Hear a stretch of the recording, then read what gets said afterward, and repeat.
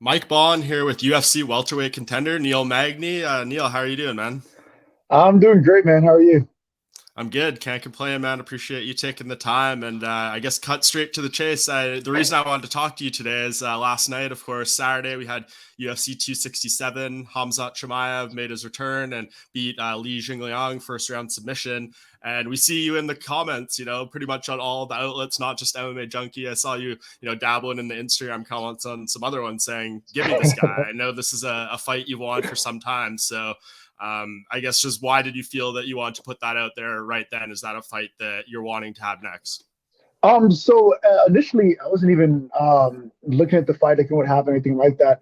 And then I was just kind of going about my day after the fight happened, and I was just starting to get messages right away saying, and it was just the same old routine, like, hey, no one wants to fight this guy. I doubt on Monday when the new rankings come out that anyone in the top 10 will fight this guy.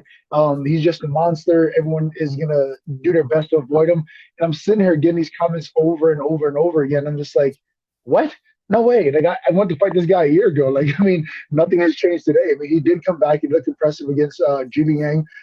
But for me, it adds more fuel to the fight. It makes me want to fight him even more than I did last year.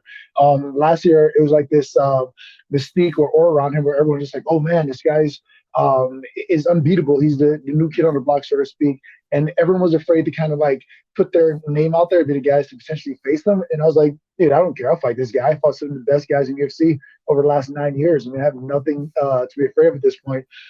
So I jumped in back then to fight him. And now that he came out and beat Genie Yang the way that he did, I'm even more excited to fight him because it kind of, in my opinion, shut up some of the doubters and made the mystique and aura around him even better, even more so. Yeah, and I know you take everyone seriously. You're not going to go in there overlooking anyone or anything like that. But obviously, a year ago when he had those first three UFC fights, it was lower rank competition. It wasn't guys who had been as established as Li Jingliang. He's a top 15 guy at welterweight. So does that change your perspective on Hamza? Like, do you feel like he's more legit now that he went and beat a guy that's actually ranked in this division? 100%. I mean, before, like, maybe it was a good thing this fight did get pushed off as long as it did because a year ago, I 100% might have looked past him like, ah, whatever, just some new kid that thinks he's hot stuff. Like, I'm gonna go out there, school this kid, and show him what's up, or whatever. But coming out here and beating GN the way he did, it definitely made me take a step back. Like, oh damn, this kid's legit. He definitely has some skills that he brings to the table, and definitely has some thirst to bring to the table. But to me, that's the kind of fight that makes me even more excited. The guys that kind of make you have to stay in your A game and come prepared on fight night. So when I saw we did the Julian Yang, they got me even more excited to fight him. Yeah, I mean, how impressive is that in your mind when you watch a guy? I mean, you've seen the stats. I'm sure that was one of the posts you commented on. Like 4 UFC fights, he's outlanded guys 254 to 2. Like that seems crazy that you can go through 4 UFC fights and only get hit twice. But are you seeing something that is he just doing something so right? Or these guys doing something so wrong? Why do you think these fights are playing out this way? The fight, I think it's playing out the way it has been, just because his wrestling background. I mean, he's able to go out there and control guys pretty well, and either get to a finish right away or knock these guys on their feet. And with Jin Yang, you saw just that, and he was literally ragdolling Jin Yang. And having fought Jin Yang myself and seeing how he was getting tossed around the ring, I'm like, damn, this dude's wrestling credentials are pretty good. I mean, for him to go in there and do what he just did to Jin Yang, it definitely prove that he's the real deal. And I want to go out there and test myself against a guy like that. And of course, you don't want to give away whatever game plan is your mind, but do you feel like the key to beating him at this point is just to get to him first? Like none of these guys are making him back up. They're not taking him down. They're not hitting him with a hard shot. Like, of course, these are things that you need to do to win a mixed martial arts fight on the highest level. But like, is that just kind of the problem here? Like someone needs to just get to him first before he can impose as well.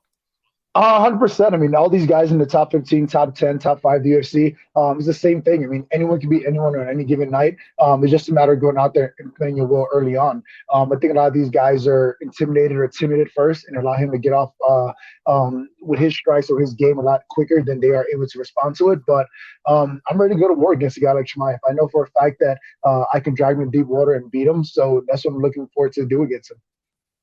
So perfect world, when would this fight happen? Have you had your team reach out to the UFC, to Sean, to Dana, Hunter, anything like that yet? And ideally, your perfect world, when would this happen? So I was offered a fight for December 18th. The fight ended up falling through because the opponent got injured shortly after. And as of now, UFC is working actively to get me a replacement for December 18th. So in a pay-per-view, this fight takes place December 18th, and he was able to go out there, take zero damage against Jimmy Yang.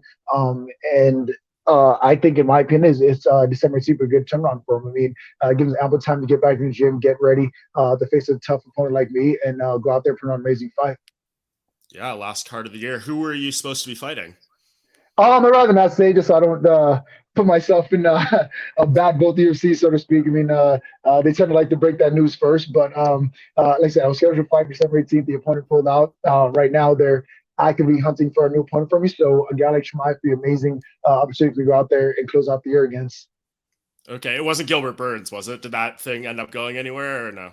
No, that thing went as far as Twitter. That's as far Gilbert Burns, Yeah. Bilal Muhammad. Those callouts go as far as Twitter. I mean, I don't understand what's going on right now with some of these fighters who are claiming they want to fight on social media, but yet aren't doing anything actively in the real world to make the fights happen. I mean, to me, it's kind of a disappointing time that we're in when it comes to mixed martial arts. Is because like I'm a guy that likes to fight. I enjoy fighting. I literally enjoy what I do for a living. So if I can fight 3, 4, 5 times a year, I'm definitely looking forward to that. So when these guys are calling me out, I'm getting excited. Like, oh hell yeah, here we go. I'm gonna fight again. And then I come to find out that it was just out of boredom or because they haven't fought in a while. They need to stay relevant, so they decided to call me out or whatever. And that part gets frustrating. So if I get a guy like Chimaev who says he's eager, hungry, ready to beat everyone in the UFC, and he's ready to face top competition, I'm 100% willing and able to walk into that opportunity. For sure. That'd be awesome. So before I let you go, obviously, would be remiss if I didn't ask. This weekend coming up, we have a welterweight title fight. Kamaru Usman, Colby Covington going to run it back at UFC 268. What are your thoughts on this fight? How do you see it going?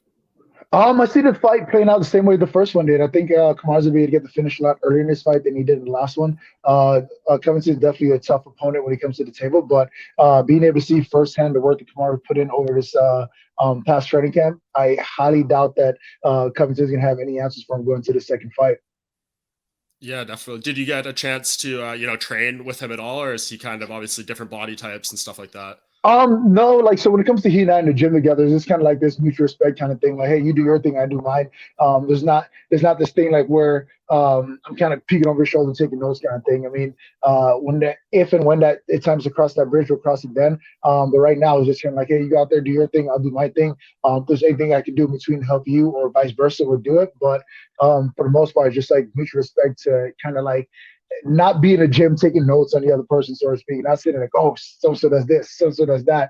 It's just like let's just wait till that time comes and we'll do what we have to do then. But till then, kind of wish you the best and go out there and take care of business. Unsurprisingly classy Neil Magny there. So that's in tone with who you are. But I mean, what's the general vibe like in the gym? Obviously, you have Gaethje and Rose going to fight on that night too. It just must be crazy. I mean, I can't imagine what Trevor Whitman's going through and preparing for this night. It's insane. Man, it's been crazy at the gym. I mean, there's a lot of limping bodies walking around the gym, but outside of that, it's been crazy. I mean, everyone has brought some great energy and like really kind of elevated the room. I mean, from the amateur guys on the team to the guys with 30 plus professional fights on the team, everyone's really brought something different to the table. They're bringing their best foot forward at every single training session. So I'm excited to see what these guys do and gals do on fight night next week.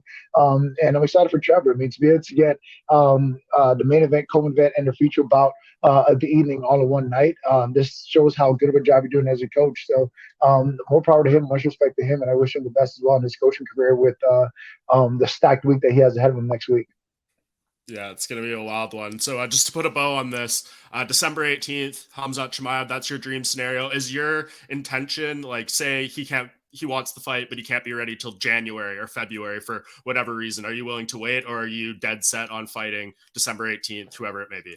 Man, I'll do both. I know a lot of guys like to say they'll fight any given week, anything like that. I would love to close the year out and start the year out on a bang. So if I can fight December 18th, turn right back and fight January 18th, and sure, let's do it. I mean, I'm definitely one of the guys that's willing and able to do that. So if Khamzat for some reason cannot fight December 18th and Bilal decides to finally step up and do it, I'll absolutely fight him and turn right back and fight Chimaev in January. That's what it takes. But I'm just ready to get back out there. These 7-month layoffs in between fights is not something that I'm accustomed to, and it's not something I enjoy. So I'm definitely willing and ready to set the stage for a big year and to close out the year great. Is there any bad blood with Bilal, or is it just, as the stuff you were talking about earlier, just the Twitter stuff, you're talking about this, and then when push comes to shove, the fight's not happening, those kind of things? Is there something deeper with this guy? So no, not at all. When it comes to Bilal, it was something as simple as like he did an interview with I can't remember which interview it was. He did an interview saying that he wanted to fight me and I was the ideal opponent next. And this interview took place way back in May. And I was like, all right, cool, let's do it in August. He's like, I can't do August, let's do September. Like, all right, cool, let's do September. And here we are going into November, and that fight still hasn't happened yet. So for me, that's the only time where it gets frustrating is when these guys are wasting my time calling me out for a fight and then expect me to wait around 7-8 months for a fight. And then they jump on Twitter and say like, oh, so-and-so avoided to fight against me, or they were afraid, or they were this, or they're that. And when it comes to me, that's not the case at all. There's no middleman when it comes to me or the UFC. Every single fight that comes across my table, my email, my phone number, whatever it may be, is approved directly through me. So there's no middleman at all when it comes to me selecting fights and that kind of thing. So if someone says that I turn a fight against them, they're in turn calling me a liar. And I don't like that part. I've never turned down a fight against any of the guys in UFC that I don't train with. So these guys are saying that I shouldn't fight against me. They're calling me a liar, and that part offends me. And I want to go out there and show you, like, hey, dude, I was the one who didn't want this fight. It was you and your camp who didn't want this fight. And I'm going to show you why they didn't want this fight.